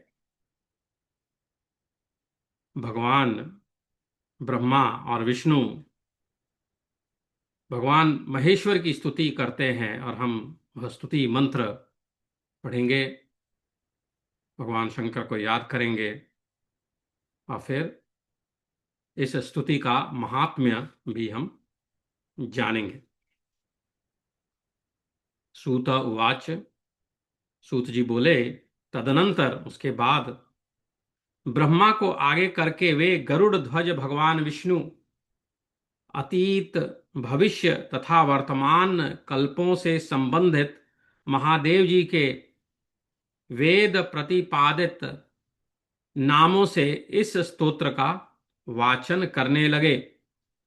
ब्रह्माणमग्रतः कृत्वा ततः स गरुडाध्वजः अतीतैश्च भविष्यैश्च वर्तमानस्थैव च नामाभिच्छान्दसैश्चैव इदं स्तोत्रमुदीरयेत्। विष्णु उवाच, नमस्तुभ्यं भगवते सुरतानंत तेजसे। नमस्तुभ्यं भगवते सुरतानंत तेजसे। नमः क्षेत्राधिपतये बीजिने शूलिने नमः। सुमेधायार्च मेढ्राय दण्डिने रुक्षरेतसे। नमो ज्येष्ठाय श्रेष्ठाय पूर्वाय प्रथमाय च। नमो मान्याय पूज्याय सद्यो जाताय वै नमः। गह्वराय घटेशाय व्योमचीराम्बराय च नमस्ते यस्मदादीनां भूतानां प्रभवे नमः। वेदानां प्रभवे चैव स्मृतीनां प्रभवे नमः। प्रभवे कर्मदानानां द्रव्याणां प्रभवे नमः। नमो योगस्य प्रभवे सांख्यस्य प्रभवे नमः। नमो ध्रुवनिबद्धानां ऋषीणां प्रभवे नमः। ऋक्षाणां प्रभवे तुभ्यं ग्रहाणां प्रभवे नमः। वैद्युताशनिमेघानां गर्जिता प्रभवे नमः। महोदधीनां प्रभवे द्वीपानां प्रभवे नमः। अद्रीणां प्रभवे चैव वर्षाणां प्रभवे नमः। नमो नदीनां प्रभवे नदानां प्रभवे नमः। महौषधीनां प्रभवे वृक्षाणां प्रभवे नमः। धर्मवृक्षाय धर्माय स्थितीनां प्रभवे नमः। प्रभवे च परार्धस्य परस्य प्रभवे नमः। नमो रसानां प्रभवे रत्नानां प्रभवे नमः। षणानां प्रभवे चैव लवानां प्रभवे नमः। अहोरात्रार्धमासानां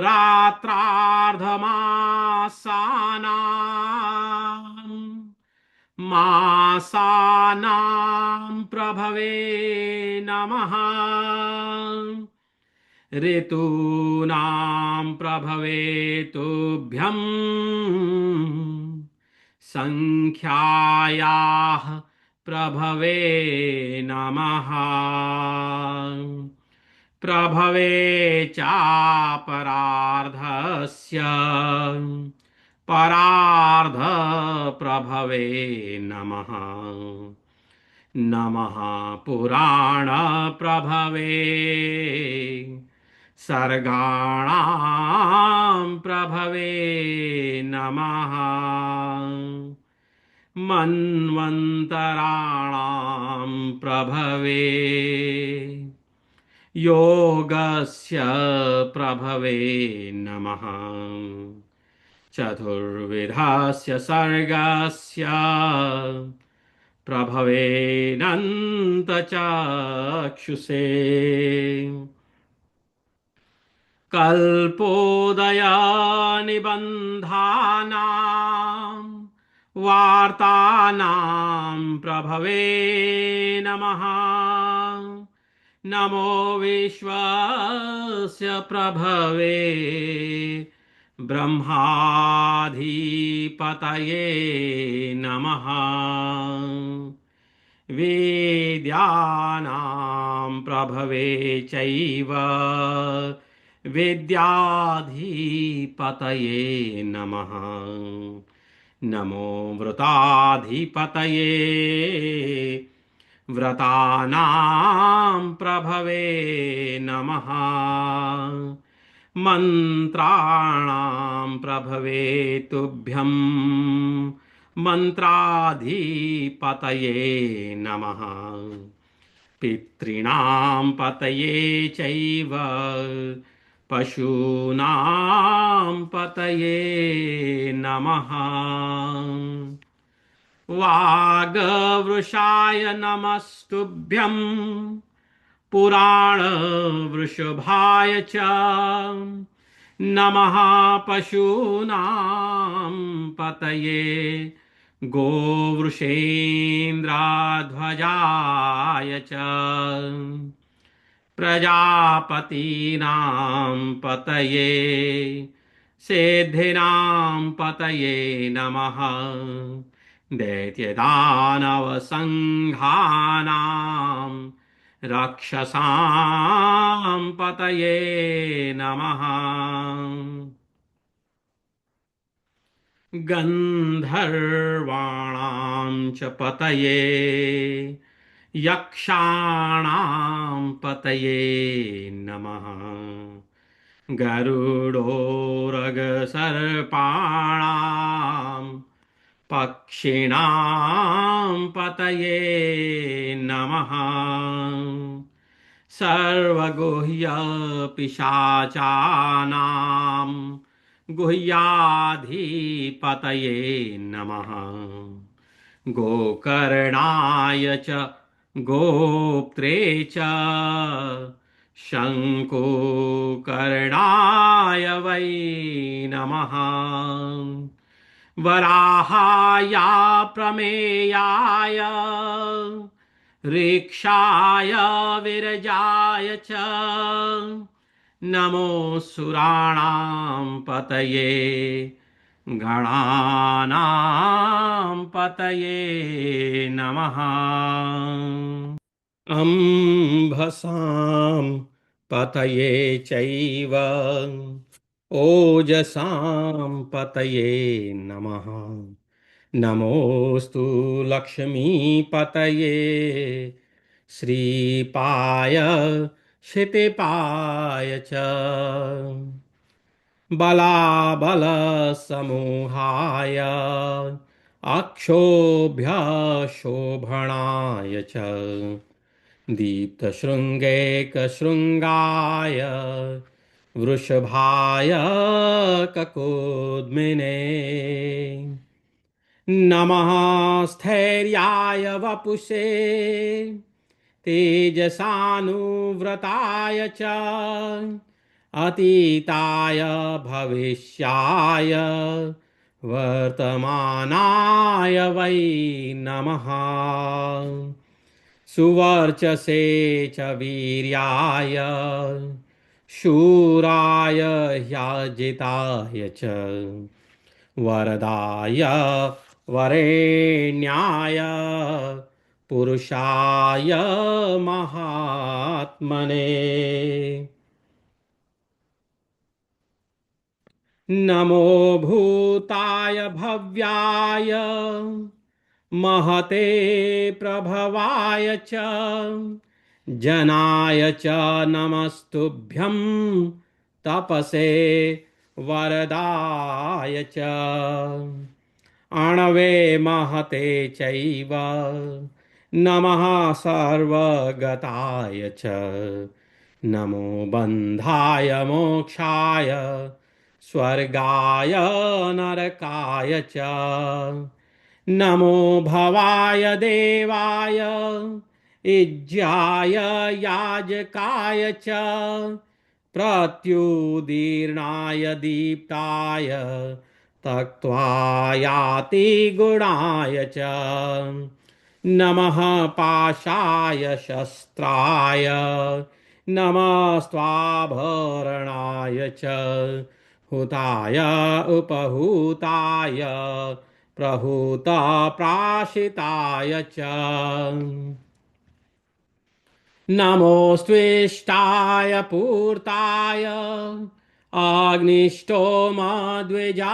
च सदस्याय नमश्चैव दक्षिणावभृताय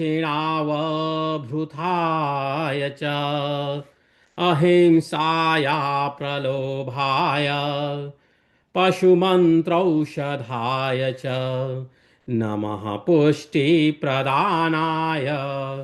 सुशीलाय सुशीलिने अतीताय भविष्याय वर्तमानाय ते नमः सुवर्चसे च वीर्याय शूराय ह्याजिताय च वरदाय वरेण्याय पुरुषाय महात्मने नमो भूताय भव्याय महते चाभयाय च जरासिद्ध नमस्तुभ्यमयसे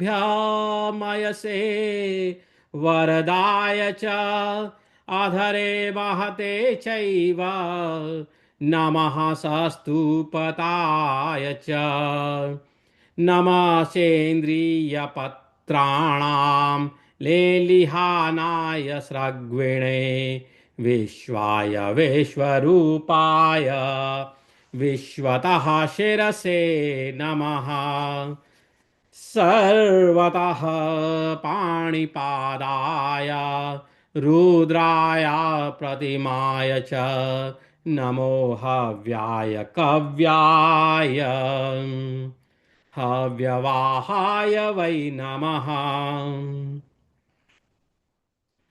नमः सिद्धाय मेध्याय इष्टाय जापराय च सुवीराय सुधोराय अक्षोभ्यशोभणाय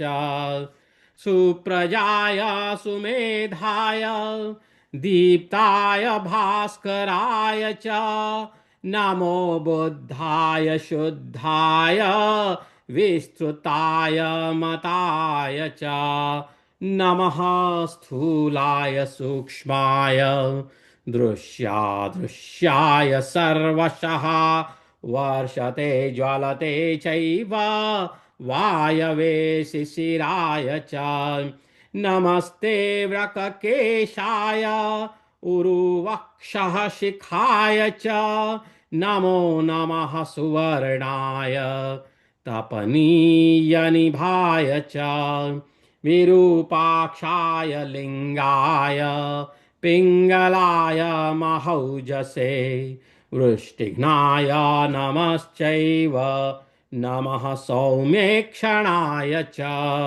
नमो धूम्राय श्वेताय कृष्णाय लोहिताय च पिशिताय पिशंगाय पीताय च निषंगिणे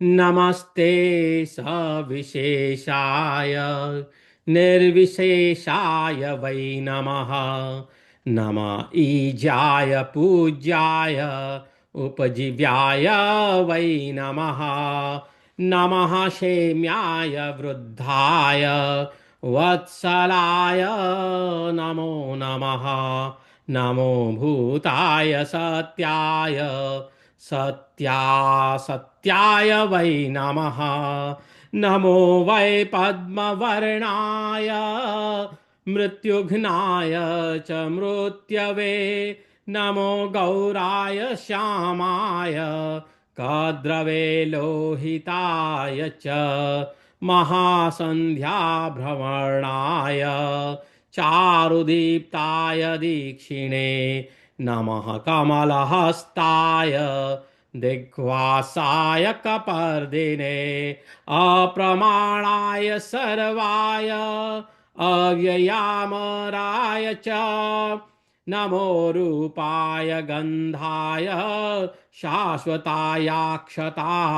च पुरस्ताद् ब्रह्मते पुरस्ताद् ब्रह्मते चैव विभ्रान्ताय कृताय च दुर्गमाय महेशाय क्रोधाय कपिलाय च तर्क्य शरीराय बलिने रंहसाय च सिकत्याय प्रवाह्याय स्थिताय प्राश्रुताय च सुमेधसे कुलालाय नमस्ते शशिखण्डिने चित्राय चित्रवेशाय चित्रवर्णाय मेधसे चेकितानाय तुष्टाय नमस्ते निहिताय च नमः शान्ताय दान्ताय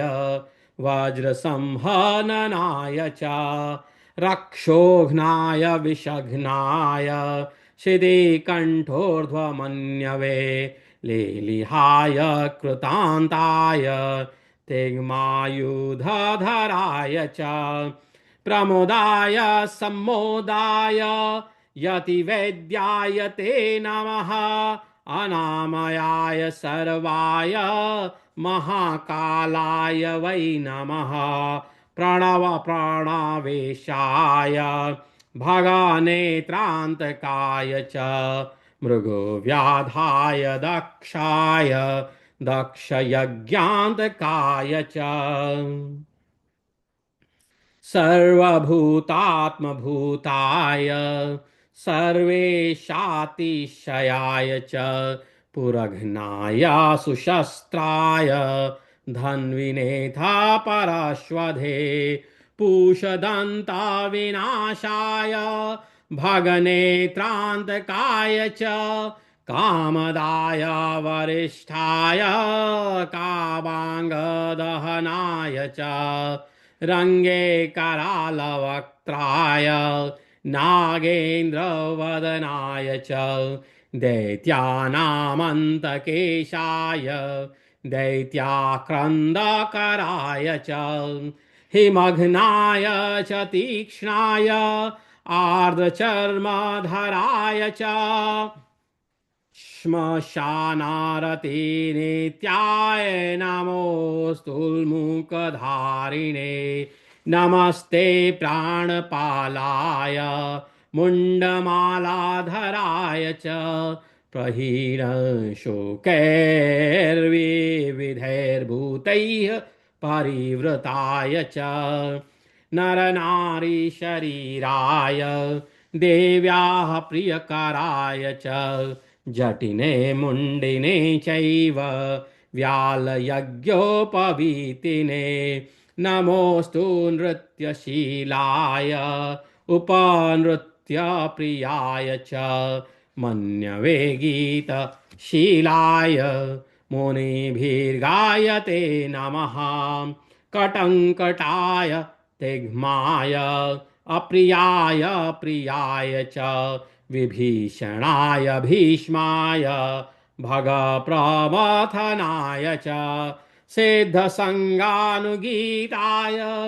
महाभागाय वै नमः नमो मुक्ताटहासाय श्वेडितास्फोटिताय च नर्दते कूर्दते चैव नमः प्रमुदितात्मने नमो मृडाय श्वसने धावते धिष्ठिते नमः ध्यायते जृम्भते चैव रुदते द्रवते नमः वल्गते क्रीडते चैव लम्बोदर शरीरिणे नमो कृत्याय कृत्याय मुण्डाय विकटाय च नम उन्मत्तदेहाय किङ्किणीकाय वै नमः।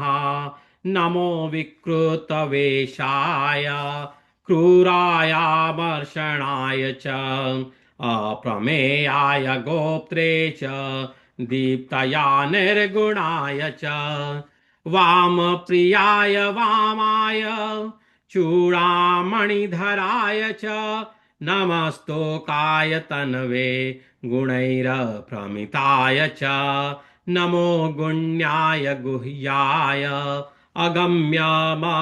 अगम्यागमनाय च लोकधात्री तुयं भूमिः पादौ सज्जनसेवितौ सर्वेषां सिद्धयोगानामधिष्ठानं तवोदरम् मध्ये अन्तरिक्षं विस्तीर्णं तारागण विभूषितम् स्वातेः पथ इवाभाति श्रीमान् हारस्तवोरसि दिशो दशा भुजास्तुभ्यं केयूराङ्गदभूषिताः विस्तीर्णपरिणाहश्च नीलाञ्जनचयोपमः कण्ठस्ते शोभते श्रीमान् हेमसूत्राविभूषितः दंष्ट्राकरालं दुर्घर्षमनुपम्यं मुखं तथा पद्ममालाकृतोष्णीशं शिरोद्यौः शोभतेऽधिकम् दीप्तिः सूर्ये वपुश्चन्द्रे स्थैर्यं शैले नीले बलम् औष्ण्यमग्नौ तथा शैत्यम् अप्सु शब्दोऽम्बरे तथा अक्षरान्तरनिष्पन्दात् गुणानेतान् विदुर्बुधाः जपो जप्यो महादेवो महायोगो महेश्वरः पुरेशयो गुहावासी खेचरो रजनीचरः तपोनिधे गुरुर्नन्दनो नन्दवर्धनः हयाशीर्षापयो धाता विधाता भूतभावनः बोधव्यो बोधिता नेता दुर्धर्षो दुष्प्रकम्पनः बृहद्रथो भीमकर्मा बृहत्कीर्तिर्धनञ्जयः घण्टाप्रियो ध्वजी छत्री पिनाकी ध्वजिनीपतिः कवची पट्टिशी खड्गी धनुर्हस्तः परश्वधी अधास्मरो नघः शूरो देवराजोरिमर्दनः त्वां प्रसाद्य पुरास्माभिर्द्विषन्तो निहतायुधि अग्निः सदार्णवाम्भस्त्वं पिबन्नपि न तृप्यसे क्रोधाकारः प्रसन्नात्मा कामदः कामगः प्रियः ब्रह्मचारी चागाधश्च ब्रह्मण्यः श्रेष्ठपूजितः देवानामक्षयः कोशः त्वया यज्ञः प्रकल्पितः हव्यं तवेदं वहति वेदोक्तं हव्यवाहनः प्रीते त्वयि महादेव वयं प्रीता भवामहे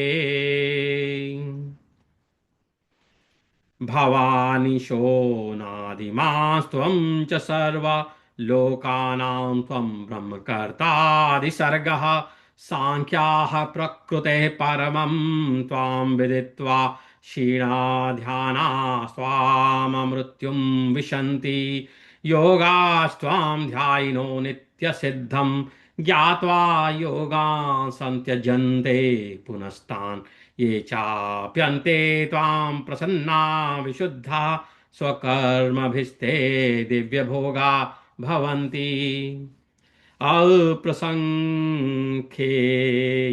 तत्त्वस्य यथा विद्मः स्वशक्तितः कीर्तितं तव महात्म्यं पारस्य महात्मनः शिवो नो भव सर्वत्र योऽसि सोऽसि नमोऽस्तु ते। सूत जी बोले कि जो प्राणी एकाग्र होकर भक्ति पूर्वक ब्रह्मा तथा विष्णु द्वारा की गई इस शीर्ष स्तुति को करता है, भगवान शंकर की स्तुति करता है, भक्ति पूर्वक ब्रह्मा और विष्णु के द्वारा की गई शीर्ष स्तुति को कहता है, सुनता है, अथवा द्विजों तथा विद्वानों को सुनाता है, वह 10,000 अश्वमेघ यज्ञ करके जो फल मिलता है उस फल को प्राप्त कर लेता है। घोर पाप कर्म करने वाला जो कोई भी प्राणी शिव के समीप इस स्तुति का पाठ करता है अथवा इसे सुनता है, वह सभी पापों से मुक्त होकर ब्रह्मलोक को जाता है। जो सज्जनों के बीच में श्राद्ध कर्म में, देव कर्म में, यज्ञ धर्म आदि में अनुष्ठानों के बाद किए जाने वाले स्नान के अनंतर इस स्तोत्र का पाठ करता है, वह ब्रह्मलोक को प्राप्त होता है। हरिओम। हमने इस प्रकार 20वां और 21वां ये दो अध्याय पढ़े। 21वें अध्याय में हमने भगवान विष्णु और ब्रह्मा जी द्वारा भगवान शिव की जो स्तुति है वह जानी और उसके भाव को, उसके महात्म्य को हमने समझा। यहीं पे विराम लूंगा, फिर मिलेंगे, पुनः मिलामा। हरिओम। ओम नमः शिवाय।